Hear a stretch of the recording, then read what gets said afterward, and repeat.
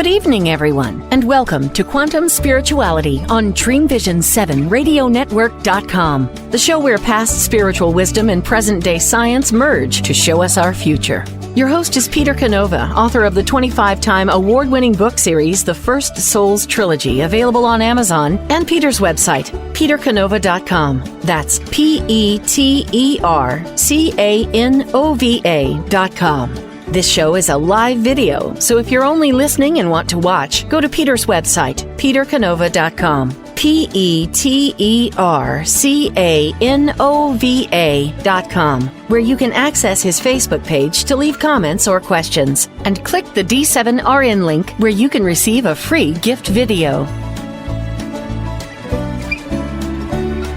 Good evening, friends, followers, and listeners. I'm Peter Canova, 25-time award-winning author of Pope Annalisa and the First Souls Trilogy, and I'm your host on Quantum Spirituality on Dream Vision's 7 radio and TV network. Quantum Spirituality is the place where the past and the present merge to tell us about our future. Now, I always encourage everybody to go and look at the archives and view the first 3 episodes, because it's there we give a very comprehensive audio-visual presentation on the topic that this show is really about, which is consciousness, from where it comes, what it is, and how it operates in our lives. And if you go to my website, petercanova.com, PeterCanova.com, that's where you can access the archived episodes. And you'll also be able to see a number of articles, blogs, and videos on a variety of interesting topics related to this show. I think we have a really good show lined up for you tonight. And really, without any further delay, let's get right to it and enjoy. So what we're going to do today is dissect consciousness from a scientific point of view. So you really don't have to have a scientific understanding of consciousness in order to contact consciousness, in order to experience its benefits. But I think it really helps for a couple of different reasons. First of all, the Western mind has become so logical and analytical and left brain these days that I think having an understanding of an immaterial experience like consciousness from a scientific point of view really helps people's faith in believing that there is such a thing to begin with. And also it sets up another parameter or guide in order to help us along our journey into conscious experience. So the first thing we need to understand is that consciousness arises outside of the body and is independent of the brain. Now, people whose brains were virtually dead or inactive from an illness have still had very vivid otherworldly experiences that they recounted when they recovered. A recent example would be Dr. Eben Alexander, who wrote a book on his own encounters in an alternate world, I guess we should say, while he was literally brain dead from meningitis. And this is similar to people in deep meditation or sleep, where the waking brain is inactive and they experience alternate realities, as in dreams, and they gain valuable and often life-saving information, otherwise not cognizant to the waking mind. Now, a good example of that would be a recent guest I had on, Kat Canova, whose dreams of cancer literally saved her life. And she went on to write a book with a doctor who chronicled a number of different people who had similar experiences of consciousness coming in through dreams and giving them information that saved their lives. So this indicates that the brain is really not the seat of consciousness. Just the opposite. It's kind of like a choke point or flow meter, stepping the conscious energy down that arises outside of the physical body. And when the conscious brain is less active, awareness and contact with this higher source of consciousness becomes more active. So the brain is really kind of like a transformer or transducer that steps down or limits higher energy to create limited physical consciousness out of the non-material, spiritual, or energetic consciousness that arises outside of the physical world. So This indicates that we have a single continuous source of conscious intelligent energy that creates and sustains everything that exists. This means that consciousness comes before matter, and consciousness gives rise to matter. This directly contradicts the view that matter somehow causes consciousness, and consciousness is dependent on the activity of the brain. This is the view that seems supported by casual observation of everyday experience of the macroscopic world. But this observation doesn't hold up at the subatomic level that creates the macroscopic world, where particles vast distances apart communicate instantaneously faster than the speed of light. Material particles don't even exist at the most fundamental levels of reality. All that exists are waves of light energy. These waves of light energy seem to collapse into particles under the presence of a conscious observer. The belief that matter is fundamental rather than the result of a deeper reality is also contradicted by experiences and experiments at the macroscopic level, where humans have been shown to have the ability to communicate telepathically, and they can react to non-local or distant objects or experiences. Human DNA has also been shown in laboratories to communicate with and influence and even organize particles of light or photons. And the universe appears to be a holographic projection of a larger source of the information that constitutes the physical world. And this conclusion came from the observed characteristics of black holes. Now, all these things indicate that consciousness is the infinite ocean that permeates all levels of reality. And we are like sparks of that consciousness as so many fish swimming in the waters of the infinite. Everything I've spoken about comes from science, and it's in complete harmony with ancient sacred spiritual wisdom. But let's stick to science. The information we've spoken of has fractured the walls of scientific materialism, the belief that matter is fundamental and is really all that is. The Pandora's box of consciousness is open. The cat is out of the bag. The taboo that silenced alternative viewpoints of consciousness and the creation is broken in scientific circles. The move towards a consciousness-based alternative view of reality has been a series of gradual stepping stones. Niels Bohr formulated the Copenhagen interpretation that human consciousness affects the behavior of wave energy, collapsing it into particles. David Bohm introduced the holographic universe theory and said that an implicate or underlying order exists that underpins visible matter and reality. John Wheeler introduced the participatory anthropic principle that stated the universe needs conscious observers to exist. These stepping stones led to one of the most prominent theories gaining traction in the scientific world today, called Pan Psychism. Pan Psychism envisions that consciousness is fundamental and matter, space, and time derive from consciousness, not the other way around. The fundamental belief of the consciousness first school of thought is that consciousness is like a field of active, intelligent information that permeates space. This field has been described by different names such as pilot waves, qualia space, zero-point energy, the quantum vacuum, and phase space.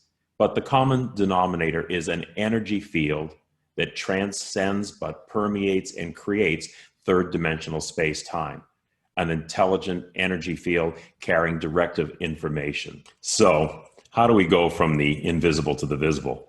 Well, that's really the next conceptual phrase that science is trying to dissect about consciousness as they attempt to answer some granular questions like, what is the physical link or bridge between this all-encompassing directive force field of consciousness and the human brain, the physical human brain that ends up manifesting as personal consciousness or experience? How do we distinguish the consciousness of a rock from human consciousness? Scientists are theorizing a number of possible vehicles or carriers of transcendental consciousness into physical form. Dark matter, Bose-Einstein condensates, axions, or other equally exotic sounding phenomena have been put forth as candidates. The jury is out in this subject, but the hunt is on. The question of the degrees of consciousness theorized by Pan Psychism is being addressed by other concepts with other fancy names such as integrative information theory. To make it simple and understand this, the following line of reasoning, all of which has been scientifically or experimentally demonstrated, is something that I want you to follow here. So, energy is a force field that permeates the visible universe. Matter is derived from energy and it's interchangeable with energy. Now, that's what Einstein's famous E=mc² formula has told us, that matter actually comes from energy. Energy expresses itself in different frequencies or vibrations, resulting in different forms of matter that we all see around us. Energy carries information that codes matter into these distinct forms, just the way that DNA codes the human body into distinctive forms. So subatomic particles have actually demonstrated the ability, such as human DNA cells, to communicate with, direct, and organize particles of light. And this was proved in an experiment by a Russian named Vladimir Popinin.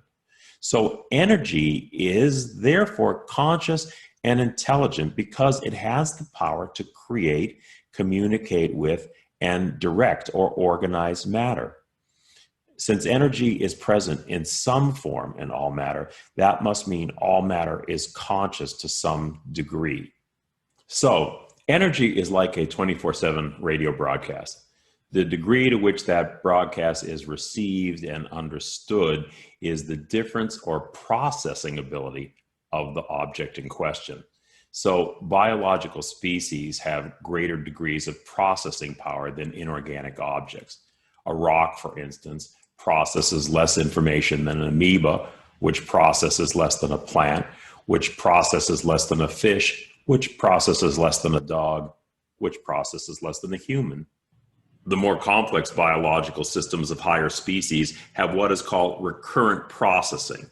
Biological brains have thousands of neuroelectrical pathways where information is processed over and over in feedback loops, like watching a movie multiple times to understand its themes or messages. In simple terms, this means the ability to think, and thinking gives rise to higher consciousness functions like abstract thought and self-awareness. Science is currently focusing on the question we spoke about a moment ago about how consciousness makes the leap from an invisible force that permeates space into individual physical objects like ourselves. And as part of an ongoing debate, computer scientist Bernardo Kastrup recently put forward an argument against panpsychism. Kastrup can't believe all things are conscious, only perhaps biological beings. And to prove his doubts, he says that panpsychism fails to show how a master or a universal consciousness can manifest within individual objects. Kastrup uses the example of electrons. In order to prove electrons have consciousness, he says that panpsychism must view electrons as distinct bodies with defined spatial boundaries. His assumption is that consciousness must manifest within spatially contained physical objects like the electrons floating behind me or in a human skull. Kastrup's argument relies on quantum field theory, or QFT, which is the most successful theory ever devised in terms of its predictive power. And under QFT, elementary particles are not viewed really as objects, but just as local patterns of excitation or vibration in a spatially boundless infinite quantum field, the same field that we discussed earlier. So each particle is really analogous to a ripple on the surface of a lake rather than being a self-contained object. And he's correct, although it seems that he is well on his way to proving the theory he opposes for reasons he may not have thought through. Kastrup says that for panpsychism to be valid, it must assume the quantum field is conscious. Now, remember, the quantum field is just another name for the universal consciousness that permeates everything. As we told you, it goes by a number of different names in the scientific field. If the quantum field is conscious, but the electron is just a vibration in the quantum field, Kastrup reasons that the electron can't have individual consciousness apart from that field.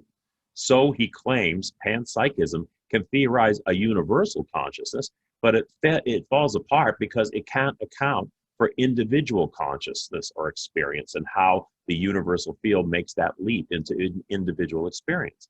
And in effect, he's saying that the part cannot be separated from the whole, but in doing so, he unwittingly supports panpsychism. Here's why.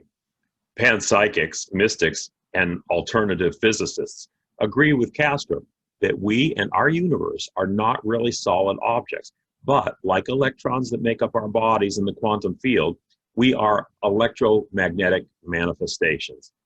It'll surprise you to know that what gives all 3D objects the appearance of solidity is not the mass of the particles. Remember, as Kastrup said, particles like electrons are just localized vibrations of energy. Quantum mechanics shows that we hold and see and feel objects because of electrical charge, not because of the properties of mass or matter. The idea of differing frequencies and intermediate energies flowing from a unified whole is not only consistent with quantum physics, but also with ancient spiritual mysticism. God, or the one force in mystical traditions, alter or limited its vibrational energy to create individual points of consciousness, or ripples on the lake, as Kastrup would have it. These intermediary points of consciousness were identified as spiritual beings, angels, or archetypes, and their energies in turn contributed to shaping the cosmos, just as science sees a variety of natural forces all stemming from one unified energy.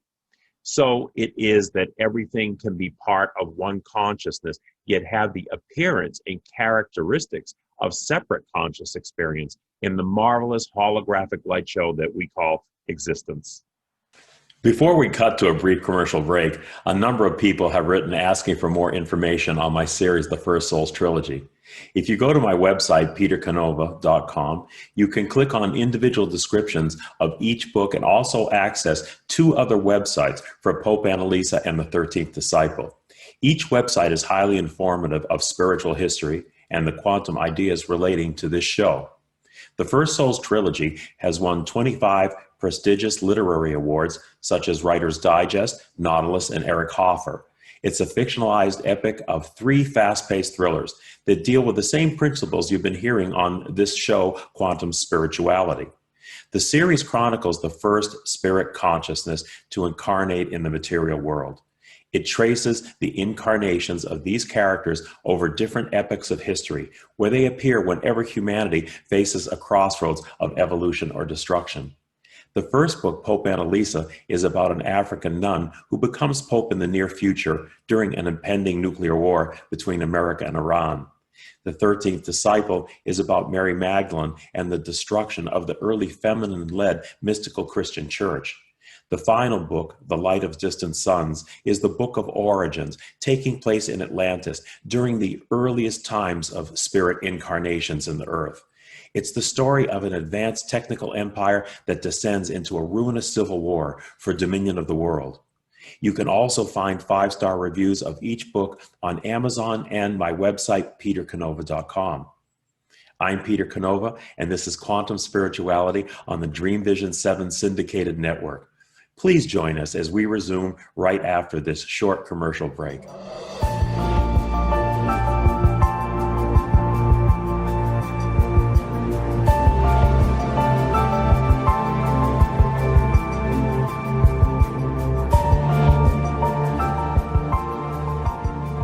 The First Souls Trilogy, one of the most highly awarded fictional independent book series on the market, is a grand vision of human evolution. It chronicles the first spirit consciousness to enter the material world in 3 page-turning novels that introduce a new paradigm of reality based on genuine ancient wisdom and quantum science. These inspirational thrillers will force you to rethink the nature of the world in which we live. Visit the petercanova.com website for information and ordering. In a world facing annihilation, a miraculous African nun rises to become the first female pope through a web of war, murder, and betrayal. Loved by some, hated by many, she becomes the deadly target of Islamic terrorists and her own cardinals as she introduces a new vision that will either save humanity or accelerate its destruction. 4 people must race against a nuclear holocaust to learn her astonishing secret. Pope Annalisa is available at petercanova.com, Amazon, and other online booksellers and bookstores worldwide. Why are we here? How can we be happy? Questions asked from millennials to boomers. Crappy to Happy, Sacred Stories of Transformational Joy answers them using true stories of grit, grace, and love. James Redfield, author of The Celestine Prophecy, wrote in the foreword, "This book is a seminar about emerging truths and offers grounded solutions through the art of the comeback." Dr. Bernie Siegel, a contributing author, wrote, "Bodies die, but spirits and consciousness survive and recycle." So, grab some tissues, open your book, and prepare to cry and laugh till it heals. Crappy to Happy by Reverend Ariel Patricia and Kathleen O'Keefe Canavas. Available from Amazon, Barnes & Noble, and booksellers worldwide. How did life start on Earth, and why is there so much suffering? Are we living in a simulated reality like the characters in the Matrix movie? Do parallel dimensions exist alongside ours, influencing our experience? What are the mysterious dark energies that penetrate our universe? Peter Canova folds space and time to bring the twin bookends of ancient wisdom and quantum science into a single focal point, answering these and many other deep mysteries of the creation. Quantum Spirituality can be heard every Tuesday at 10 a.m. and 10 p.m. Eastern and 7 a.m. and 7 p.m. Pacific on syndicated Dream Vision 7 radio network. See the show where past and present merge to show us our future.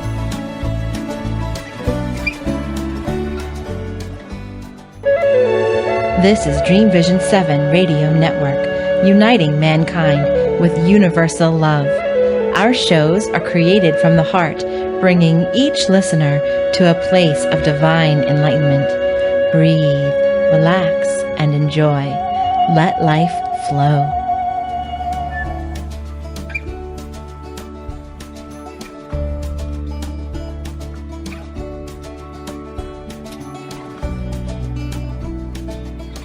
Hi, I'm Peter Canova, and welcome back to Quantum Spirituality, where we have some breaking news. Biogeneticist John McFadden of the University of Surrey in the UK has put forth a new theory backed by scientific observation. It's called CEMI, or Conscious Electromagnetic Information. McFadden claims that consciousness resides in an electromagnetic field connected to the brain and not in the brain itself. Why is this a potential breakthrough? Consciousness residing in an electromagnetic field fits with the counterintuitive recognition of quantum physics that the appearance of physical objects is an electrochemical manifestation, not a product of mass or matter. So it unifies the idea of consciousness with the observations of quantum physics. Now, McFadden doesn't flat out state that the electromagnetic field is a master cosmic consciousness. He confines his discussions to personal electromagnetic fields, though he does leave open the possibility that consciousness survives the physical body, which implies a universal aspect to the electromagnetic field. This borders on the realization that consciousness is a universal energy field that connects with individual fields, which in turn are picked up by the brain like a receiver. This sheds light on the question of how an all-encompassing cosmic consciousness translates into objects of individual consciousness like human beings. What are the possibilities we can glean from all this information that we've heard? What kind of a picture can we piece together about reality and the world around us? Consciousness appears to be an energy field, independent of the physical world, but penetrating it and shaping it. This energy field spawns subfields like a hurricane spins off tornadoes. The collective power of the mother field and the sub-energy fields manipulate electromagnetic frequencies or vibrations to form physical objects, including biological brains. Let's remind ourselves of some of the observed phenomena that tell us that everything that exists is really part of this conscious energy field. Random photons, or particles of light, were organized into patterns by the introduction of human DNA. In other words, they communicated. Electrons, the equivalent of thousands of light years apart, instantaneously respond to one another, faster than the speed of light. In the famous double slit experiment, electrons passing through two slits made the characteristics of wave patterns as you see on the left. But when human observation entered the equation, as you see on the right, the electrons collapsed into particle behavior, showing that the human conscious observer affects the quantum field. An increasing number of experiments are indicating what some brave scientists have suspected for a while. There may be no such thing as objective reality, that we may be living in a holographic universe, which is an electromagnetic, energetic projection of higher being and higher mind.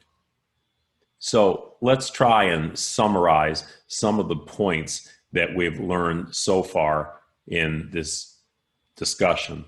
So let's summarize everything that we've seen and heard today. The materialist view that consciousness, which is the totality of our thoughts, experiences, feelings, and reflections, is a byproduct of brain functions, just doesn't hold up. Objects without brains, like electrons, photons of light, and human DNA, communicate from vast distances apart, indicating they lie within the unified field of a master consciousness. Now, quantum field theory, or QFT, indicates that the objects we perceive are not physical in nature. They are electromagnetic vibrations in the quantum field that permeates reality. And consciousness is a single intelligent energy field that manifests in different frequencies, so that all things possess consciousness to a degree. Biological objects generate an electromagnetic field that is a bridge between the master consciousness and the physical brain, which acts as a receiver and a transformer of step-down higher consciousness. So I imagine some people out there are thinking, well, this is all very interesting, but doesn't really have a lot of meaning in my life. I mean, it's kind of abstract and remote from my life. So, what good does having all this knowledge do? Well, I think to a large extent, that's a personal takeaway.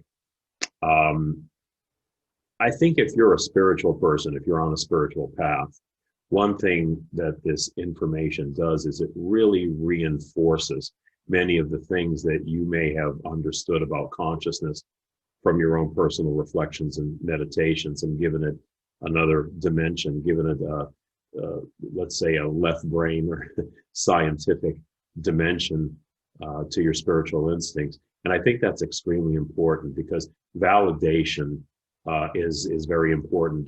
I personally have never been the type of spiritual person that just kind of floats out there and is just sort of, content with my own inner visions, not criticizing people that do things that way. But I always like to see practical benefits, because I really think that spirituality needs to be practical. I mean, it needs to have an effect in this world, not just something that we do to make ourselves calm and peaceful. That's certainly part of it, it's a valid part of it and very good. But I also think there really has to be another dimension to it, and there has to be measurable, practical results coming out of this. Otherwise, in some regards, it can be viewed as spiritual, mumbo jumbo. So, we've seen many examples of people whose spirituality and whose spiritual understanding and whose inner guidance has had practical effects in the real world of saving their life and saving other people's lives. I know that I've certainly had those experiences myself. And for those people who are starting in the path to spiritual consciousness, I think it's very important. And like I said at the very beginning of the program, that the Western world is so left brain now and so logical and analytical, and we've become so technocratic, that to have a validation from that standpoint of things that spiritual masters have been saying about consciousness and the presence of something larger than ourselves for so many years, it's extremely important. It's another bookend. It's another parameter that creates the arena in which we practice our spirituality. So I feel that the benefit of understanding all the sometimes complex theories and ideas and findings coming out of the quantum world is extremely important, not just for the world at large and for applied science, but for those people who are on a spiritual path. So a number of people have written in and asked me about my background and how I first got into all these topics of consciousness and how I meditate and so forth. I usually don't talk about that unless I'm in an interview, because my experience, it might be of interest to some people, but everybody's path is different, and everybody's meditation is different. But since I've talked about the whole subject of consciousness now, and really, I guess, told you that I want this to be a very practical thing for people to be able to bring this knowledge to bear in a way that they can incorporate it in their spiritual practice and make their spiritual practice more rich and deep and powerful and practical. I'm going to tell you a little bit about my background and how I got into this, how I became a writer, and how I got interested in the whole subject of consciousness. Anyway, it kind of really started back in my 20s, because prior to that, I had no inkling, trust me, of how I would get involved with any of this. My life was really taking a different track. I'd always had a business background in law school and in business school, and then later out in the working world. But when I was in my 20s, I guess I was always the type of person who was trying to, always asking the big questions of myself, like, what am I doing here? What's my purpose? And, what's this all about? And it led me to answer an advertisement about a course that was being taught. This was some decades ago. I won't date myself here too much, but some decades ago, I went in and I took a class on what you would call psychic development, or ESP, not a term used very much in these days, extrasensory perception. And, basically it was trying to, a class that was supposed to heighten our consciousness and heighten our awareness. And the first week of the class was very interesting, but I would say unremarkable. But on the very last day, we paired off in groups of two, and we were doing an experiment on intuitive medical readings. And one of the, I would sit opposite another person. We would all sit opposite one person, and one person would have an index card in their hands of a person who had a problem, a physical or mental problem or whatever. There was a large bank of index cards, because this course had been going for a while, and everyone was required to bring in the names of two people that needed help or attention. So they had a random database of cards that we would pull from, and one person, who was called the orientator or something like that, would read from the card and just tell you the name, age, and address. They weren't really allowed to give you any more information than that. And I remember very clearly the first case that I did. It was an elderly gentleman in Miami, and they gave me his name, his age, and his address. And I had an outline of his physical form in mind. Of course, this was in my imagination. And I saw that his heart seemed to be tilted at a kind of a funny angle. This was the visualization I got. I suppose everybody's visualizations of these things is different. But to me, it came through as, his heart being tilted and the aorta leading to the heart consequently were kind of pinched off. So I said, well, this gentleman appears to have a blockage in his aorta. And the person who had the index cards, they weren't allowed to prompt us or, give us any information. If we got something corrected, they'd just say, what else can you tell me? And that was kind of a cue that you hit on something. And I remember seeing a strange object, a foreign object down at the bottom of his heart, bottom quadrant of his heart. Didn't look like it belonged there. And the pacemaker came to mind. And I said, well, I think he's had a pacemaker installed. And they said, we have that information. Can you tell us what year the pacemaker was installed? So now I'm going to date myself. This was back in 1975. And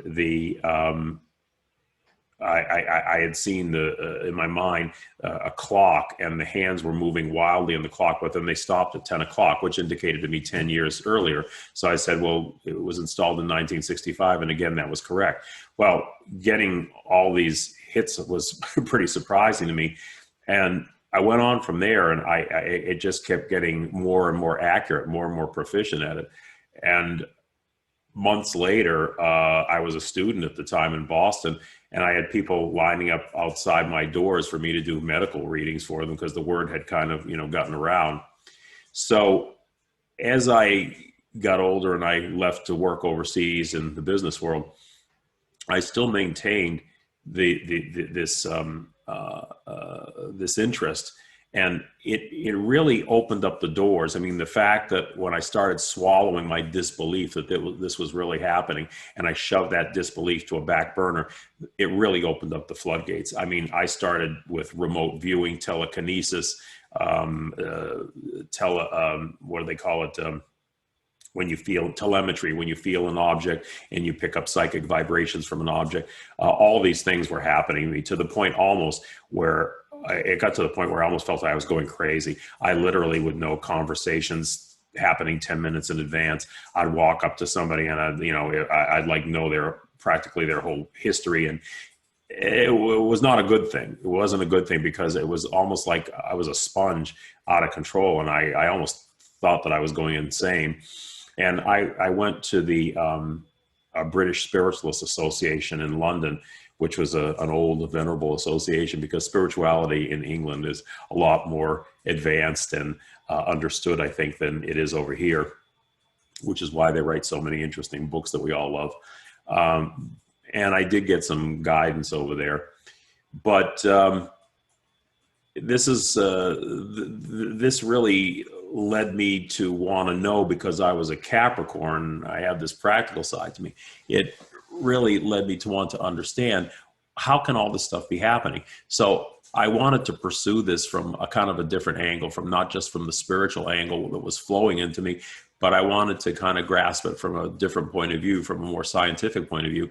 And the candidate to do that seemed to be quantum physics, because out of all the sciences, quantum physics is dealing with these topics of, what happens during the creation of the world. And, they really dig down into what the world is all about and the nature of reality and things like that. So I started becoming a student of quantum physics, and I read everything I could over the years, and really started noticing a pattern that the major theories of quantum physics were echoed in these ancient spiritual texts, which I had read, particularly in the Gnostic text. And the Gnostics were the earliest group of Christian mystics. And they were quite amazing. They were probably the most scientific of all the ancient mystical groups, or the mystery schools that existed in olden times, thousands of years ago. And fortunately, I was able to read Greek, and I could even read some of these texts in the original Greek, which most of them were written in. And I was astounded to find direct parallels to almost every major theory in modern quantum physics: the Big Bang, parallel universes, and the God particle. Incidentally, if you hear a little whiny noise in the background that sounds like a baby, that's my Siamese cat. So he wants to weigh in on the topic too. Maybe he's got something of benefit to tell us. But anyhow, so I started really, drawing parallels between quantum physics and the spiritual phenomena that were happening to me. And it started to make a lot more sense to me. I was starting to feel a lot more comfortable about the reality of what I was going through, because, you've probably gone through it yourself. If you have any kind of spiritual inclination, that you go through these periods of time where you're saying, is all of this real, or is it just my imagination? Well, science is telling you it's real. It's telling you for sure that it's real. It's giving you the scientific basis to understand that this phenomenon, these things that you're experiencing, really do have an echo in scientific reality. But what is reality? I mean, reality really is of the mind, as we're finding out. And what we've seen here tonight really tells us that everything we experience and what we call reality is really kind of a giant construct of the mind. We derive our little minds from the mastermind, and we do contribute certainly to the shape of reality. What I find really interesting, that a lot of people here may be fans, like I am, of Tolkien and Lord of the Rings. And if you go into the Tolkien legendarium, in other words, sort of like the theological underpinning of the Tolkien books, Tolkien was a Gnostic. He was thoroughly Gnostic. And if you read Tolkien's creation story, it's just incredible, very interesting, because Tolkien imagined that the Supreme Being essentially granted power to these subsidiary beings. And like a chorus, they were all allowed to contribute something of their vibration, of their thought, into the creation. And there was one evil character, Morgoth or Melkor, who was the great arch villain of the Silmarillion, the early books that Tolkien wrote that predated the Chronicles of Middle-earth. And this was the vibration of discord, the extreme free exercise of free will that permeated the creation, because the Supreme Being did allow his emanations of consciousness a certain amount of free will, and they could either use that free will to align themselves with the Supreme Being, or the Supreme Consciousness, or pursue individuality in their own. And the pursuit of extreme individuality is what led to evil. It's like, kind of like, I can do anything I want. Almost like a show I just watched, a popular show I watched on TV called The Boys. It's kind of an anti comic book hero saga, and the main character in it, who's a real bad guy. He's kind of like Superman, but he's a really bad guy. He's fond of saying, I could do anything I want. And that's the, extreme misuse of our free will. But the point is that the forces that created the universe is just not this one master force, but it was all the contributory forces, all the contributory conscious minds, which includes us in our own spiritual level, that contributed to shaping physical reality. Because as you've seen in the presentation tonight, physical reality is really an energetic vibration that we all contributed to at a higher level. So that's really kind of the background and some of the observations that I've had leading up to where I am now, why I'm doing this show, and why I wrote these books. When I first started out in this, I said, I really would like to reach people in some way, but so many people were writing the nonfiction self-help books and things like that. And I figured, well, why should I throw my hat in that arena? There's people that are probably doing a better job than I could do. But what I what I did have was an affinity for writing. So I decided to write these fictional novels that embodied these various principles and spiritual histories and wisdom texts and things like that in quantum physics, embodied them in a series of thrillers, interconnected thrillers that talked about the first incarnations of spirits into the material world and how we devolved into the creatures we are today, forgetting really who we are and really thinking that this physical world is the be all and end all of our existence, which is the thought, the materialistic thought that keeps us trapped, that keeps us bound to the earth plane and doesn't allow us to realize the real power that we have inside of us. So that's what I was hoping to convey in the books, and they did very well. So I'm glad a lot of people have picked these up and enjoyed them, just as I hope that this show is going to help a lot of people on their own journey. So let's take a little bit of a break here now. And I'm Peter Canova, host of Quantum Spirituality on Dream Vision 7 radio network. Quantum spirituality is the place where the past and the present merge to tell us something about our future. And please join us after the break and come back. We have a little bit more show to talk to you about.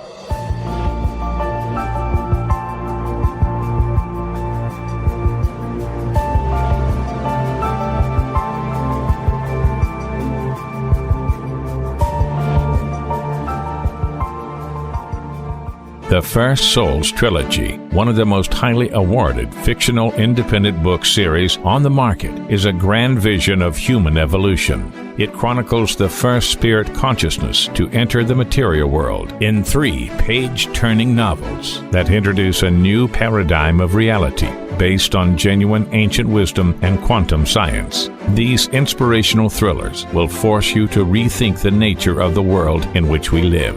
Visit the petercanova.com website for information and ordering. In a world facing annihilation, a miraculous African nun rises to become the first female pope through a web of war, murder, and betrayal. Loved by some, hated by many, she becomes the deadly target of Islamic terrorists and her own cardinals as she introduces a new vision that will either save humanity or accelerate its destruction. 4 people must race against a nuclear holocaust to learn her astonishing secret. Pope Annalisa is available at petercanova.com, Amazon, and other online booksellers and bookstores worldwide. What if dreams can diagnose your life? What if we can meet the love of our life in dreams? Join host Kat O'Keefe Canavas, the #1 internationally best-selling author of Dreams That Can Save Your Life, written with Duke University medical doctor Larry Burke. Dreaming Healing is where we'll explore dreams, research, and interpret dreams from you, the caller. Dreaming Healing shows can be heard every Tuesday at 9 a.m. and 9 p.m. Eastern, with live shows on the first and third evenings at 9 p.m. Eastern, 6 p.m. Pacific Time on syndicated Dream Vision 7 radio network. Come live your dreams out loud with Kat. How did life start on Earth, and why is there so much suffering? Are we living in a simulated reality like the characters in the Matrix movie? Do parallel dimensions exist alongside ours, influencing our experience? What are the mysterious dark energies that penetrate our universe? Peter Canova folds space and time to bring the twin bookends of ancient wisdom and quantum science into a single focal point, answering these and many other deep mysteries of the creation. Quantum Spirituality can be heard every Tuesday at 10 a.m. and 10 p.m. Eastern and 7 a.m. and 7 p.m. Pacific on syndicated Dream Vision 7 radio network. See the show where past and present merge to show us our future.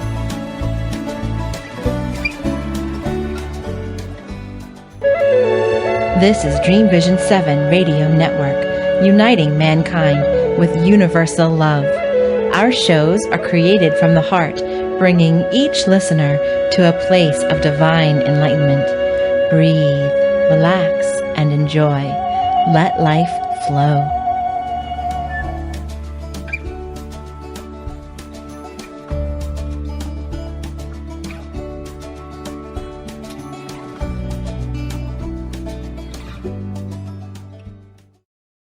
Welcome back to the last segment of our Quantum Spirituality Show on syndicated DreamVision7Radio.com. I'm your host, Peter Canova, and you can listen to the show online, on your phone and cars with Bluetooth, and through Amazon's Echo by asking Alexa, playing Dream Vision 7 Radio Network. If you have any questions or comments, you can also leave it on my website or my Facebook page, where there is a link on my website. And you can read about my books on the website, and also go to Amazon.com to find out anything about the books, reviews, or anything else, any other questions you may have that you may have heard a little bit tonight that I talked about the books before. So in this last segment, I want to discuss the important subject of meditation. So meditation is really crucial. It's kind of like the bottom of the funnel, and we pour all this knowledge that we have, our desires, our hopes, all the things that you've learned on this show, and we pour those down into the recesses of our mind, and we want to have a certain outcome from it. Meditation is really what helps us do that. It takes all the theory and it brings it down into practice, the theory of consciousness, and brings it down into practice. So the way that works is that we need to recognize that there are different levels of mind. And this has been proven because it's been correlated to measurable brain waves.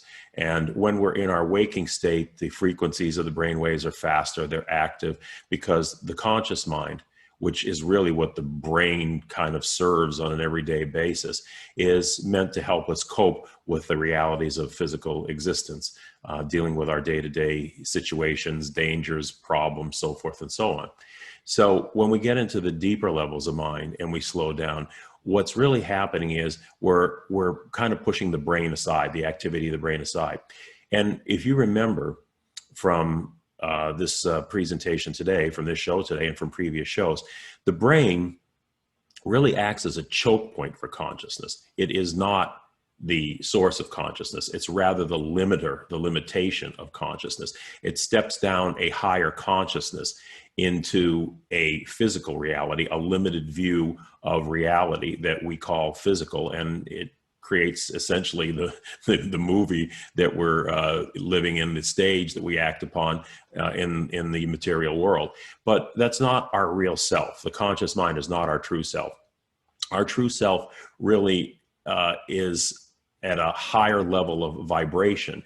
And so when we lower the activity of the brainwaves through meditation, we start to get in touch with that source mind. And that source mind is really us speaking to ourselves. We're projecting ourselves down here, kind of like the projections in the holodeck of the Starship Enterprise. When we slow our minds down, we really trace ourselves back to the source of where all this is coming from. And we meet ourselves, and through that source, we gain higher views of reality, and we gain valuable information that we can use to navigate ourselves through the world with instinctual and information rather than logical or analytical information. And this information has really helped a lot of people and saved many lives who are experiencing the contact with consciousness, either through meditation or things like dreams. So meditation, again, it can be used for different purposes. There is an active and a passive meditation, the Eastern and Western meditation. The Eastern passive meditation would be like transcendental meditation, where you repeat a mantra over and over and you get into the zone. Though the Western form of meditation is a little bit more directed or guided, where you're sort of working towards an end result that you want to have manifest into your life. And both are very valuable. We should really probably balance out both of them, because there are times when we just need to be at peace and still. And there are other times when we need to solve problems, when we need to deal with issues, and we want to do it with the wisdom of that deeper mind rather than our conscious mind. Now, there's another thing that meditation is really helpful for, and that is communicating with the unconscious mind. We have the conscious, the subconscious, and the unconscious. And the great psychologist Carl Jung actually was in astonishing agreement with a 2,000-year-old ancient Gnostic Gospel of Thomas, which both of them essentially said, what you become conscious of will save you, what you're not conscious of will destroy you. And what he meant by that was that the unconscious is the seat of both the positive and the negative in our lives. On the positive side, it is where we communicate with these higher archetypes or sources of information. On the negative side, it's where we tend to repress memories, painful things that we don't want to deal with. And those repressed memories or complexes, as they're called in psychology, can often control us like a subconscious programming, in effect, like a software that runs through our minds, and it controls us unconsciously, often with adverse effects. So by meditating and getting into the unconscious, it's like opening up a closet full of junk, and the stuff just pours out the door, and you keep digging and digging until finally you get to that nasty stuff at the back of the closet. You clear it out, and everything's now, nice and clean. So meditation can also have this effect of having us recognize some of these unwanted programs that are running our life systems. So meditation is very, very important to everything we're doing. And I know some people ask me, how do I meditate? Everybody's practice is different.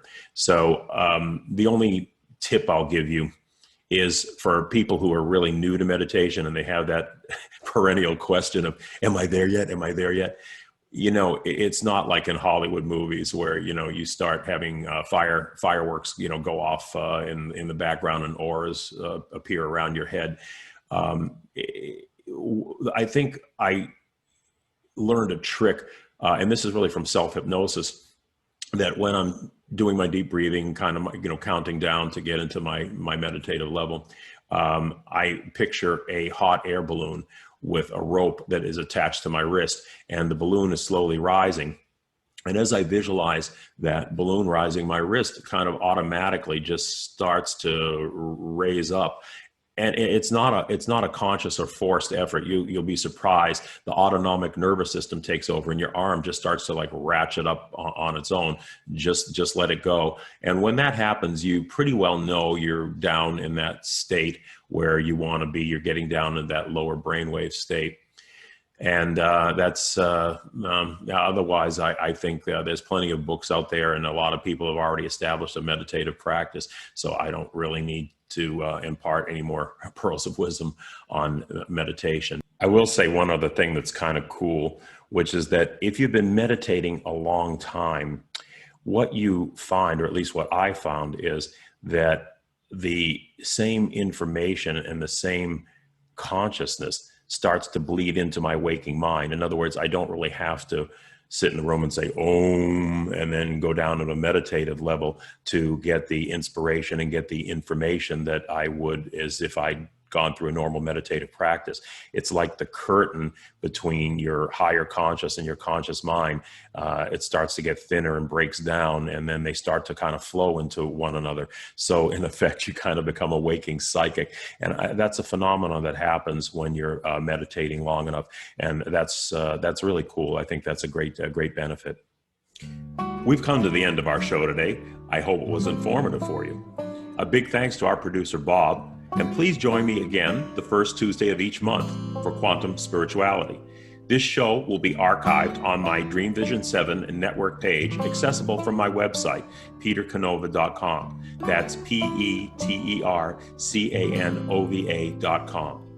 I'm Peter Canova, and this is Quantum Spirituality on Dream Vision 7 radio and TV network. Good morning or good night, depending on your location. And always keep your minds open to greater possibilities, no matter how strange they may seem. Until next time, quantum spirituality is where the past and the present, where mysticism and science merge to show us the secrets of our future.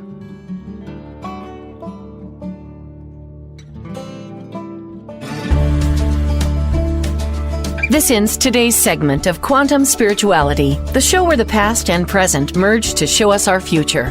Join us the first Tuesday of each month for cutting-edge information and informative new episodes. This show will be archived on the Quantum Spirituality Dream Vision 7 Radio Network website page, also accessible at petercanova.com. That's petercanova.com. This is Dream Vision 7 Radio Network, uniting mankind with universal love. Our shows are created from the heart, bringing each listener to a place of divine enlightenment. Breathe, relax, and enjoy. Let life flow.